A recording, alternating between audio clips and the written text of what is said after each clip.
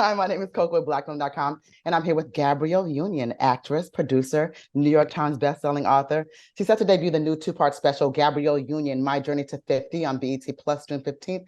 Thank you so much for joining me. Thank you for having me. No, it's great. You have this. I watched the series, and I was so overwhelmed and overjoyed for you. And you bring us through this emotional journey with you, which is beautiful. But you have this huge village of people, and you decided to bring not only your family but also your friends along. What made it so important to bring everyone with you? I've had a big village that has surrounded me and loved me up my whole life. And anytime anything big happens, I at least extend an invite to the village. So not Right. everyone's always able to make every single thing, Hmm. but for 50, I gave people as much notice as I possibly could. And I was overwhelmed by how many people answered the call, and friends Hmm. and family, because I rely heavily on both just Hmm. to live. So No, no facts. And 50 is a very big deal. One thing I've always loved about you is that you never run from saying what your age is. And I think as women, we are taught to be very guarded about it. What is it about you that's always just been like, hey, I'm 50, I'm 49, you just don't lie. I mean, well, the internet kind of stops me from lying. I mean, it's not to say I wouldn't have tried earlier before I realized that IMDb was a thing. But no, the truth just is, right? And Hmm. my feelings about the truth don't change the reality. I am 50. Hmm. I'm just 50. So I did go Hmm. into the trip though feeling like 50. Like, oof, Hmm. osteoporosis is like around the corner. But I left there You said that in one scene. I was feeling. cracking up at you. You were in Zanzibar. I just thought it was, I don't know, I just felt old. And then it didn't. And I felt very Hmm. young. And I felt like I had Hmm. so much more time left and so much more I want to accomplish. And I mean, I literally left there feeling like a teenager. That's great. And I love that when you were in Ghana, the most important thing, this is probably the biggest takeaway I got from it, when it was emphasized that there is African American culture. And I say this all the time. And I was so happy to hear that, especially to hear it in Ghana, where Ghana has done such a good job of embracing people of African American descent. And I just like, that's exactly where you needed to hear that. Yeah, when he said that exchange, Hmm. it was incredibly profound. I think everyone kind of stopped in our tracks, like it it is an exchange, but it's almost like we don't feel comfortable Right. offering because it Hmm. just feels inadequate. It just feels like hodgepodge. You know what I mean? Hmm. Versus no, this is centuries and centuries of what happened after the one of the worst acts of inhumanity in the history of the Hmm. planet. This is what we evolved into from that separation, and that was not of our choosing. So Hmm. in that return, we are bringing all of the experience, um, Hmm. and our survival, i.e., the language that has emerged, the food, culture, like all of it. We bring that back, and it is an exchange. And Hmm. somehow I ended up on kidnapping TikTok. It's a thing. Um, and what I was struck by is the Hmm. stories of the child or the person that went missing, but also Hmm. the stories of those that were left behind, and that those wounds have never healed, right? Yeah. And it's the same, but for millions and millions and millions of people. Um, Hmm. Billion. I think we're like a billion plus. Um, Something like that. that were impacted by this forced separation. Hmm. That there were always people that wanted us, that mourned us, that took Hmm. that into the next generation and the next generation, and that never disappeared. And we miss that piece as well. So when we come back, yes, come show us your Exactly. gifts, show us how you have, how you survived. And we're like, Hmm. because we Hmm. generally are just like, whatever that was is what we had to come up with. But and it should be, there's both of us reaching out, and that is exactly what we saw. And That's hopefully beautiful. more people are inspired. um Mhm. by some of that.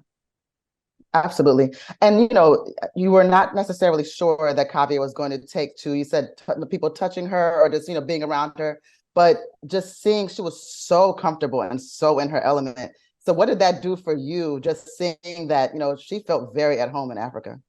It always comes back to, I think she's been here before. Like Yeah. sometimes, like, when she gets really sleepy, we're like, where were you before you were here, Cobb? Yes, you she'll like give us some answer. But she is comfortable in her own skin, and she's Hmm. comfortable with her people across the diaspora. And this was no different.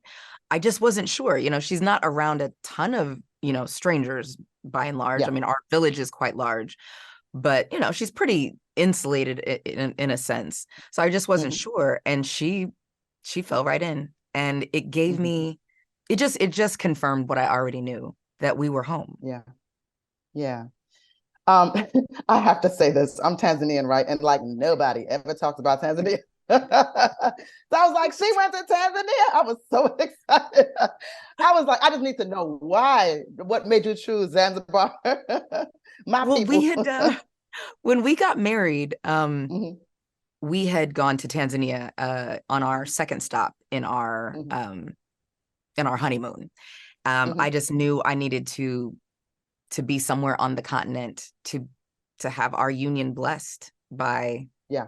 the land and the people. And but Hmm. I just have always had a love of Tanzania just academically. So Yeah. that was the first time I had been able to really go and immerse myself and humble myself before the history Hmm. and the culture and the people. And so when we came back, I just wanted to go to a different part of Tanzania than Yeah. we had gone the last time. But it was Right. more of the same. It's weird because we literally hit different corners of of Africa.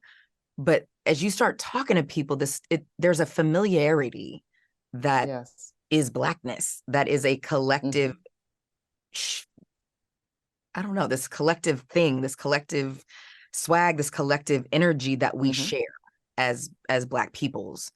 Um, that is just comfortable for me Yeah. and Hmm. reassuring and inspiring. Like Hmm. it's just different, and I feel at peace. It's one of the few Hmm. places in the world I feel immediately at peace. Hmm. So will you be making this journey for the 51st? Well, I couldn't even make it a year. We were just in Egypt. So I will Oh, be good. Hmm. yeah, back again, I'm trying to go hit some new countries because I've been to South Africa many times. I've been to Ghana now, Hmm. a few times. So Egypt now two times. So just wanted to, spread out and just learn more. Yeah, just Yeah. shut up No. and learn more. um, yeah, this I time I want to talk a lot less. had recently done my DNA because my mother wanted to do it. And I was like, well, let me just do it because I don't know what's going on over there. If it's something crazy, I'll do Wait, it. no, well, So if what did you get? so it turns out, which is very interesting because, like I said, my mother is originally from Rwanda and my dad is from Tanzania. Like they're from East Africa. So it turns out that I am like 86% sub-Saharan East. Well, I'm 100% African, which was so cool. I was like, I'm just 100% African. I didn't know that that was possible, but that's the cool thing. But I found out that, it tracked, like I was part, of course, the Tanzanian stuff and the Rwanda, all that. But then I also found out I'm Ethiopian and Eritrean, and I'm also Angolan and Congolese. A little bit, just a little bit. So I thought that was so cool. So I was like, everybody should take those kinds of tests. So I was Oh, wondering, did you have you taken one of those tests I too? did. So You did? I did African ancestry. I had done, all of our family Hmm. had done like the ones that we are more familiar with, like ancestry Yeah, and the other one. yeah. I Um heard the African is good, right? That's the ones that's more in depth. very good. Well, because it's a Yeah, yeah. larger sample size of us. So it Oh, can give you okay. more specifics. So Hmm. percentage wise, the largest percentages were Fulani and Hausa. Oh, that's so cool. Yeah. Okay, And D was Fulani. Yeah, yeah, yeah, also yeah. majority Nigerian and uh Ah, oh, what was the other one? And Ivory Coast. But oh, that's so majority like cool. Nigerian, like 80%. Yeah. I was like, I'm telling you got to tell him he's a Niger boy. That's what they say. That's so cool. I thank you so much for your time, Gabby. It was really nice to speak with you. no, thank you. I appreciate it. Thank you. Yes, once again, my name is Koku with blackfilm.com, and I'm here with Gabrielle Union. Again, she's an actress, producer, New York Times bestselling author. It's a two-part special, Gabrielle Union, My Journey to 50. It'll be on BT Plus on June 15th. Guys, it's a really, really great watch, and just going through this journey. And, Gabby showed a lot of vulnerability, and she also introduced her family and friends to the continent in the way that, it's going to be special to them for years to come to. So that's a really beautiful thing to be able to introduce people to that kind of an experience. I know that for them, that was priceless. I hope so. Thank I know. Thanks, Gabby. Take care. Bye. If you want to see more content like this on blackfilm.com, make sure you like, subscribe, and ring that bell.